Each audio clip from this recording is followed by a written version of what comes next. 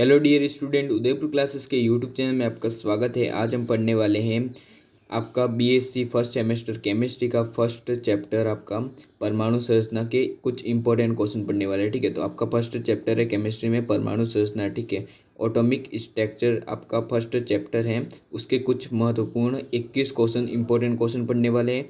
तो इसमें क्वेश्चनों के साथ उत्तर भी दिया गया, तो आप कॉपी और पेन लेकर बैठिए और लिखते जाइए। ठीक है, मेरे साथ। तो पहला अपना यहाँ पर क्वेश्चन है, डी ब्रोगली समीकरण क्या है। ठीक है, तो डी ब्रोगली समीकरण क्या है, तो इसका उत्तर यहाँ पर देखो, लेमडा बराबर एच ओपन एम वी बराबर एच ओपन पी, जहाँ एच यहाँ पर क्या है, अपना प्लांक नियतांक है। ठीक है, तो एच यहाँ पर प्लांक नियतांक है, एम यहाँ पर द्रव्यमान है और वी यहाँ पर है इलेक्ट्रॉन का वेग। ठीक है, और पी यहाँ पर संवेग है। ठीक है, तो ये क्या है, डी ब्रोगली समीकरण है। तो आपको इसको इम्पोर्टेंट लगा देना है, डी ब्रोगली समीकरण आपको इम्पोर्टेंट लगा देना है और आपको याद भी करना है। ठीक है, आपका दूसरा क्वेश्चन यहाँ पर, दूसरा क्वेश्चन है पाउली का अपवर्जन सिद्धांत लिखिए। पाउली का अपवर्जन सिद्धांत या पाउली अपवर्जन सिद्धांत को परिभाषित कीजिए, अथवा में ऐसे क्वेश्चन पूछे जा सकते हैं। ठीक है, तो इसका उत्तर क्या है, देखिए आप, इस सिद्धांत के अनुसार किसी परमाणु या आयन में किन्हीं दो इलेक्ट्रॉन के लिए चारों क्वांटम संख्या समान नहीं हो सकती है। तो इस सिद्धांत के अनुसार क्या होता है, किसी परमाणु या आयन में किन्हीं दो इलेक्ट्रॉनों के लिए चारों क्वांटम संख्या समान नहीं हो सकती है। तो ये आपका पाउली अपवर्जन सिद्धांत हो गया। ठीक है, आपका यहाँ पर तीसरा क्वेश्चन है, तीसरा क्वेश्चन यहाँ पर हाइजेनबर्ग का अनिश्चितता का सिद्धांत को परिभाषित कीजिए। तो इम्पोर्टेंट लगा देना, हाइजेनबर्ग का अनिश्चितता का सिद्धांत इम्पोर्टेंट है। ठीक है, तो इसका उत्तर आप देख लीजिए। ठीक है, यहाँ पर इस सिद्धांत के अनुसार किसी इलेक्ट्रॉन की स्थिति तथा संवेग के बिल्कुल सही मानों को एक ही समय पर ज्ञात करना असंभव है। तो इस सिद्धांत के अनुसार किसी भी इलेक्ट्रॉन की स्थिति तथा उसका संवेग बिल्कुल सही मानों को एक ही समय पर ज्ञात करना क्या है, असंभव होता है। ठीक है, तो इसका आपको सूत्र मिल जाएगा यहाँ पर है डेल्टा एक्स बराबर डेल्टा पी, यहाँ पर एच बटे 4 पाई। ठीक है, तो ये आपका सूत्र हो जाएगा। ठीक है, जहाँ पर एच यहाँ पर क्या है, प्लांक नियतांक है, डेल्टा पी है संवेग में अनिश्चितता। ठीक है, डेल्टा एक्स है स्थिति में अनिश्चितता। ठीक है, तो इसका समय का उपयोग करते हुए हाइजेनबर्ग का समीकरण का दूसरा रूप है, ये है delta E into delta T, यहाँ पर एच ओपन 2 पाई। ठीक है, तो जहाँ पर डेल्टा ई है ऊर्जा में अनिश्चितता और डेल्टा टी है समय में अनिश्चितता। ठीक है, यहाँ पर आपका चौथा क्वेश्चन है, अपबाऊ का नियम क्या है। अपबाऊ का सिद्धांत या अपबाऊ का नियम, अपबाऊ का नियम। ठीक है, अपबाऊ एक जर्मन शब्द है जिसका अर्थ है बनाना या निर्माण करना। तो अपबाऊ का अर्थ है बनाना या निर्माण करना। ठीक है, इस सिद्धांत के अनुसार किसी परमाणु के कक्षकों में इलेक्ट्रॉन की कक्षकों की ऊर्जा के बढ़ते क्रम में भरते हैं, अर्थात कम ऊर्जा वाले कक्षक पहले भरे जाते हैं और अधिक ऊर्जा वाले कक्षक बाद में। ठीक है, इस सिद्धांत में निम्न नियमों का प्रभावकारी भी है। ठीक है, तो इसमें कौन कौन से नियम है, अपबाऊ के भी यहाँ पर 4 नियम है। अपबाऊ में भी 4 नियम है। ठीक है, तो पहला नियम है N+L का नियम। ठीक है, दूसरा नियम है हुंड का अधिकतम बहुलकता का नियम। तीसरा है पाउली का अपवर्जन सिद्धांत, जो कि अभी आपने क्वेश्चन देख लिया था। ठीक है, चौथा क्वेश्चन है यहाँ पर, चौथा आपका नियम है पूरित एवं अर्धपूरित कक्षकों का स्थायित्व। ठीक है, तो ये 4 कुछ नियम है, अपबाऊ में 4 नियम है। ठीक है, कुछ यहाँ पर आपका छठा क्वेश्चन हो जाएगा, एस पी डी और एफ कक्षकों की आकृति दीजिए। तो पहले एस कक्षक की आकृति ऐसी होती है, फिर पी एक्स कक्षक की आकृति ऐसी होती है, और यहाँ क्या लिखा, पी जेड कक्षक की आकृति ऐसी होती है। ठीक है, और यहाँ पर आपको देख सकते हो पी जेड कक्षक की आकृति ऐसी होती है, डी एक्स वाई कक्षक की आकृति ऐसी होती है, और यहाँ पर DX2 कक्षक की आकृति ऐसी होती है। ठीक है, यहाँ पर आपका हो जाएगा नीचे DYZ कक्षक की आकृति ऐसी होती है, DX square minus y square कक्षक की आकृति ऐसी होती है, और D2 स्क्वायर कक्षक की आकृति ऐसी होती है। ठीक है, तो ये आपको पूछ लेगा क्वेश्चन कि एस, पी, डी और एफ कक्षों की आकृति दीजिए। तो ये आपको ये कितनी आकृति है देख सकते हो आप। ये कुल 9 आकृति 1 2 3 4 5 6 7 8 9।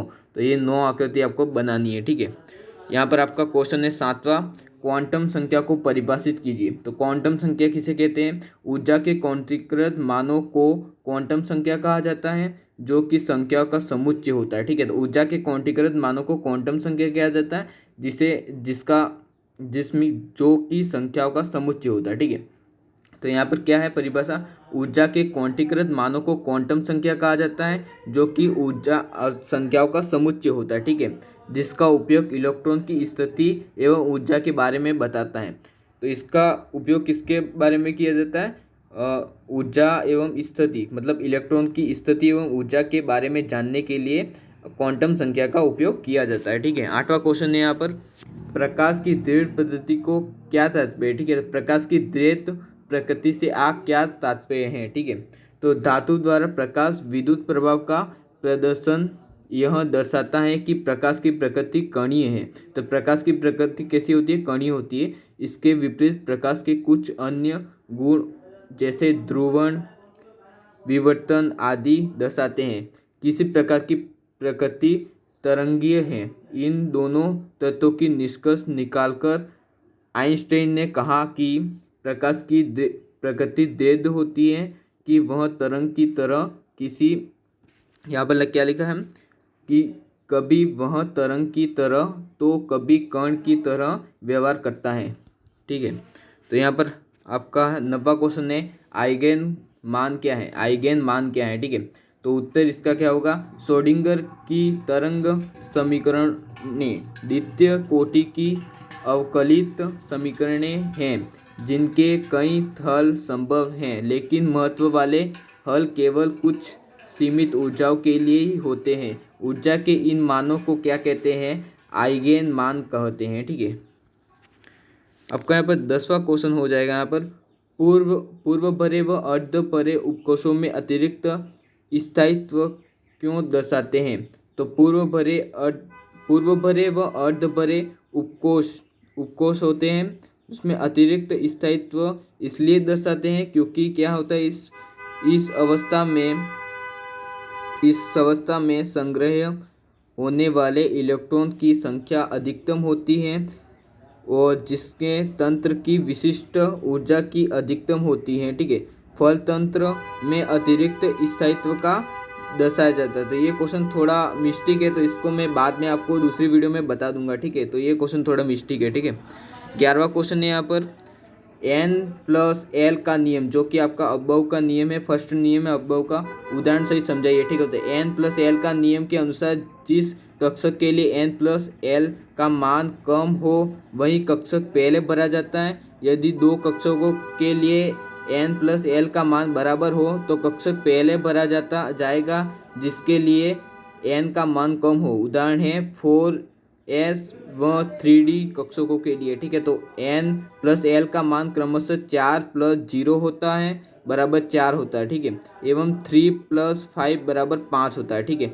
तो इनको क्या सबसे पहले कम कक्षक वाले भरे जाएंगे। ठीक है, तो सबसे पहले वह कक्षक भरे जाते हैं जिनमें कम मात्रा होती है। ठीक है, फिर बाद में ज़्यादा मात्रा वाले कक्षक भरे जाएंगे। ठीक है, इस नियम के अनुसार बताया जा रहा है। ठीक है, आपका 12वां क्वेश्चन है, बोर परमाणु मॉडल सिद्धांत की सीमाएं क्या हैं? तो बोर परमाणु मॉडल की सीमाएं हैं अपनी, बोर परमाणु मॉडल सिद्धांत की सीमाएं। तो पहले सीमा है अपनी, यह सिद्धांत परमाणु के स्पेक्ट्रा एवं चुंबकीय क्षेत्र के प्रभाव को समझाने में विफल रहा था। तो क्या इसकी सीमाएं क्या है?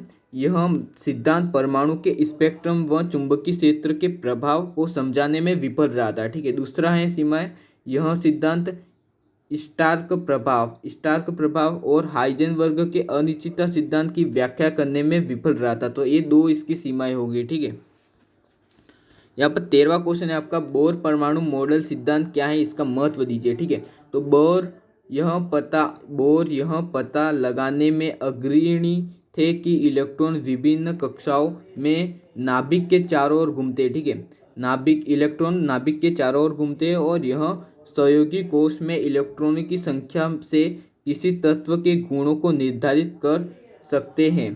तो ये आपका क्या हो गया, बोर परमाणु मॉडल का सिद्धांत था कि इलेक्ट्रॉन क्या होते हैं, नाभिक के चारों ओर चक्कर लगाते हैं, मतलब घूमते हैं। ठीक है, तो ये बोर का कुछ सिद्धांत था। और 14वां क्वेश्चन है, परमाणु संरचना में प्रति नए दृष्टिकोण की आवश्यकता को समझाइए। परमाणु संरचना में समय समय पर कुछ विसंगतियां होती रहती हैं। परिणाम स्वरूप भौतिक विदों और रासायनिज्ञों ने परमाणु संरचना के लिए एक नया दृष्टिकोण विकसित किया है। भले ही परमाणु संरचना पूर्व हो, फिर भी यह परमाणु की प्रकृति के बारे में कई मुद्दों का समाधान करने में समर्थ हो सकती है। ठीक है, अब अपना 15वां क्वेश्चन है, क्वांटम यांत्रिकी क्या है। ठीक है, तो क्वांटम यांत्रिकी अपना क्या है, क्वांटम यांत्रिकी भौतिक विज्ञान की वह शाखा है। ठीक है, क्वांटम यांत्रिकी क्या है, भौतिक की वह शाखा है जो परमाणिक, ठीक है, उपपरमाणिक व परमाणु स्तर पर पदार्थ और प्रकाश के व्यवहार से संबंधित। यह परमाणु और अणुओं के उनके मूलभूत कणों जैसे प्रोटॉन, न्यूट्रॉन, इलेक्ट्रॉन, ग्लूकॉन और क्वार्क के गुणों को समझाने में प्रयास करता है। ठीक है, कणों के गुणों में एक दूसरे के साथ विद्युत चुंबकीय विकिरण के साथ आकर्षण शामिल है। ठीक है, तो ये क्वांटम यांत्रिकी क्या है, जो कि अपने मूलभूत कण होते हैं जैसे कि प्रोटॉन, न्यूट्रॉन, इलेक्ट्रॉन और ये क्वार्क के गुणों को समझाने में ये काम आता है। ठीक है, तो क्वांटम यांत्रिकी क्या होता है, मूलभूत कण होते हैं जैसे कि प्रोटॉन, न्यूट्रॉन, इलेक्ट्रॉन, इनके आपके मूलभूत गुणों को समझाने के लिए कार्य करता है। ठीक है, क्वांटम यांत्रिकी। ठीक है, 16वां क्वेश्चन है, नोडल तल क्या है। नोडल तल क्या है, परमाणु में क्वांटम यांत्रिकी के मॉडल में नोडल तंत्र नाभिक के चारों ओर एक क्षेत्र होता है। तो क्या होता है, जो अपने क्वांटम यांत्रिकी होता है उसके चारों ओर एक क्षेत्र होता है जिसे नोडल तल कहा जाता है। ठीक है, एक क्षेत्र होता है जो नोडल तल कहलाता है, जहाँ पर इलेक्ट्रॉन मिलने की संभावना होती है। ठीक है, इलेक्ट्रॉन के मिलने की संभावना होती है शून्य या लगभग शून्य होती है। किसी कक्षक में नोडल तलों की संख्या एजिम्यूस, मतलब ये क्या लिखा मुझे समझ में नहीं आ रहा। ठीक है, क्वांटम संख्या के बराबर होती है। ठीक है, क्वांटम संख्या के बराबर होती है। 70वां क्वेश्चन है, पदार्थ और विकिरण का दोहरा व्यवहार क्या है। तो पदार्थ के दोहरे व्यवहार के अनुसार गति में सभी भौतिक कणों की जैसे विकिरणों के तरंग और कण दोनों जैसे गुण होते हैं, इसे पदार्थ का दोहरा व्यवहार कहा जाता है। ठीक है, 18वां क्वेश्चन है आपका, हाइड्रोजन स्पेक्ट्रम क्या है। हाइड्रोजन स्पेक्ट्रम क्या है, तो हाइड्रोजन स्पेक्ट्रम किसी परमाणु की परमाणित इलेक्ट्रॉन संरचना को दिखाने के लिए साक्ष्य का एक महत्वपूर्ण घटक है। ठीक है, जैसे ही गैसीय हाइड्रोजन अणु के माध्यम से विद्युत निर्वहन पारित किया जाता है तो अणु के हाइड्रोजन परमाणु अलग अलग हो जाते हैं। इसके परिणाम स्वरूप ऊर्जावान रूप में उत्तेजित हाइड्रोजन परमाणु द्वारा शुरू किए गए विद्युत चुंबकीय विकिरण का उत्सर्जन होता है। हाइड्रोजन उत्सर्जन स्पेक्ट्रम में अलग अलग आवृत्तियों का विकिरण शामिल होता है। ठीक है, यहाँ पर आपका 19वां क्वेश्चन हो गया, रेडियल और कोणीय तरंग फलन के बीच क्या अंतर है। तो रेडियल और कोणीय तरंग फलन के बीच क्या अंतर है, तो कोणीय तरंग फलन कक्षक के मूल का आकार या कक्षक में पालियों की संख्या का वर्णन करता है, अतः जबकि क्या रेडियम तरंग फलन नाभिक से दी गई दूरी व इलेक्ट्रॉन को खोजने की संभावना का वर्णन करता है। ठीक है, तो ये क्या करता है, इसका मूल आकार व कक्षक की पालियों की संख्या का वर्णन करता है। और रेडियल क्या करता है, तरंग फलन के नाभिक में दी गई इलेक्ट्रॉन को खोजने की संभावना का वर्णन करता है। ठीक है, यहाँ पर 20वां क्वेश्चन है आपका, विनिमय ऊर्जा सूत्र क्या है। विनिमय ऊर्जा सूत्र क्या है, विनिमय ऊर्जा सूत्र अंतःक्रिया एवं क्वांटम यांत्रिकी प्रक्रिया है जो कि रसायन विज्ञान और भौतिक में समान कणों के बीच होती है। ठीक है, जब एक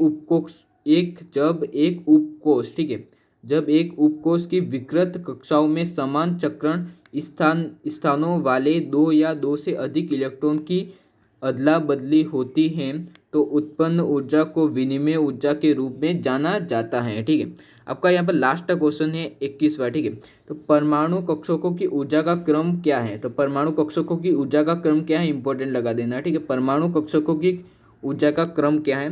तो सबसे पहले आपको 1s 2s 2p 2a 3s 3p 4s 4d 3d 3d 4p 5s 4d 5p 6s 4f 5d और 6p 7s। ये आपका कुछ ऐसे क्रम आपको जमाना परमाणु कक्षों, क्योंकि ऊर्जा का क्रम कुछ इस प्रकार से आपको जमाना है। ठीक है, तो आपको ये वीडियो अच्छी लगी हो तो वीडियो को कर दीजिए लाइक और चैनल को कर दीजिए सब्सक्राइब।